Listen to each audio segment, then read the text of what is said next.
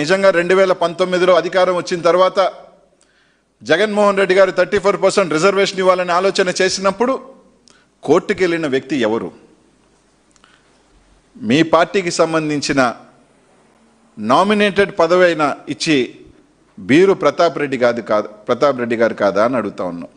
ఆయన చేత ఒక పక్క కోర్టులో వేయించి 34% రిజర్వేషన్ ఆ రోజు మా బీసీ సోదరులకి సంబంధించి స్థానిక సంస్థల్లో ఆ రోజు రిజర్వేషన్ అడ్డుకున్నది తెలుగుదేశం పార్టీ కాదా అని అడుగుతా ఉన్నాం.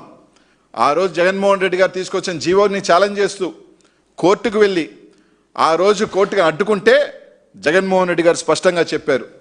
ఈరోజు కోర్టుకు వెళ్ళినప్పటికీ కూడా 34% తగ్గకుండా నేను ఈ రాష్ట్ర చరిత్రలో ఏదైతే రిజర్వేషన్ 34% అన్నారో అంతకన్నా ఎక్కువ శాతం ఈరోజు రాజకీయ పదవులు ఇస్తానని చెప్పి ఇచ్చి చేసి చూపించిన ముఖ్యమంత్రి ఎవరైనా ఉన్నారు ఈ రాష్ట్రంలో అంటే, ఈ రాష్ట్రంలోనే కాదు ఈ భారతదేశ చరిత్రలో అంటే అది ఒక వైఎస్ జగన్మోహన్ రెడ్డి గారు మాత్రమే అని చెప్పి ఈరోజు తెలియజేస్తా ఉన్నాం.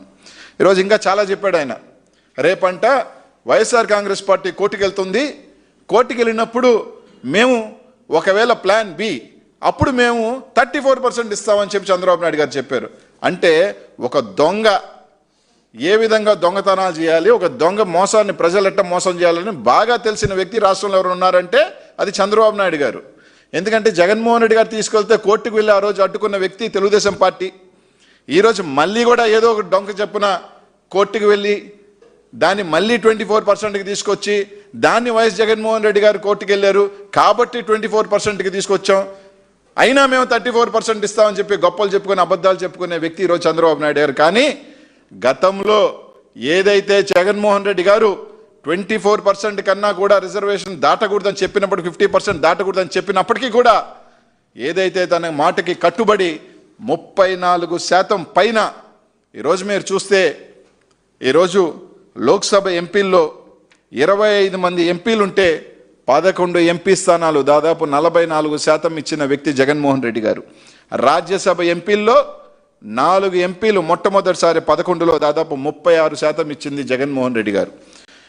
ఎమ్మెల్సీలు తీసుకుంటే 58 ఎమ్మెల్సీల్లో 28 ఎమ్మెల్సీలు అంటే దాదాపు 48% ఇచ్చింది జగన్మోహన్ రెడ్డి గారు. మేయర్లు 13 మేయర్లు ఉంటే 9 మేయర్లు బీసీలకు ఇచ్చాడంటే 69%. జిల్లా పరిషత్ చైర్మన్లు 13 ఉంటే 6 బీసీలకు ఇచ్చాడు అంటే 46%. మున్సిపల్ చైర్మన్లు 84 ఉంటే 44 అంటే 53%. ఈ విధంగా తీసుకుంటే దాదాపు 40% నుంచి 60% దాకా ఈరోజు రాష్ట్రంలో ఈరోజు మేయర్లుగా కానీ వైస్ చైర్మన్లుగా కానీ మున్సిపల్ చైర్మన్లుగా కానీ ఇచ్చిన ఘనత ఒక్క జగన్మోహన్ రెడ్డి గారికే చెల్లుతుందని చెప్పి ఈరోజు తెలియజేస్తా ఉన్నాం.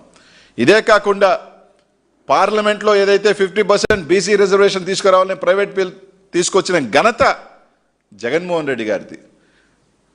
96 నుంచి నాకు తెలిసి 4 సార్లు కేంద్ర ప్రభుత్వంలో మీ ప్రభుత్వం ఉన్నింది. అప్పుడు 2 సార్లు బీజేపీ, 2014 ఇప్పుడు కూడా మీతోనే, ఇప్పుడు కూడా మీరు బీజేపీతో ఉంది. కనీసం ఒక్కసారైనా సరే చట్టసభల్లో బీసీలకు రిజర్వేషన్ ఉండాలని చెప్పి కనీసం ఒక వాదన కానీ ఒక బిల్లు కానీ ఏ రోజైనా మీరు ఒక్కసారైనా కూడా ఆలోచన అయినా చేశారని అడుగుతా ఉన్నా. కానీ ఆలోచన చేసిన వ్యక్తి వైఎస్ జగన్మోహన్ రెడ్డి గారు అని చెప్పి ఈరోజు తెలియజేస్తా ఉన్నా. ఇంకోటి కూడా చెప్పాడు, వడ్డెర్లకి ఇప్పుడు నేను ఇస్తా ఉన్నాను, మొట్టమొదటి వడ్డెర కులానికి సంబంధించి నేనే ఎమ్మెల్సీ ఇస్తానని. చంద్రబాబు నాయుడు గారు జగన్మోహన్ రెడ్డి గారి పరిపాలన ఏదైతే ఈ విధంగా బీసీలకు కానీ బడుగు బలహీన వర్గాలు కానీ పదవులు ఈ విధంగా ఇవ్వాలి అని చెప్పి దాన్ని తీసుకొస్తే దాన్ని ఈరోజు ఖచ్చితంగా పాటించాల్సిన అవసరాన్ని జగన్మోహన్ రెడ్డి గారు దాన్ని ఒక అంకురార్పణ చేస్తే ఈరోజు దాన్ని ఫాలో అవగా తప్పలేని పరిస్థితి మీ పరిస్థితి. ఈరోజు నేను అడుగుతా ఉన్నా, 2019 ముందు మార్కెటింగ్ యార్డ్ చైర్మన్లుగా ఎంతమంది బీసీలు ఉన్నారు, ఎంతమంది ఎస్సీ ఎస్టీలు ఉన్నారు ఒకసారి ఆలోచన చేయండి.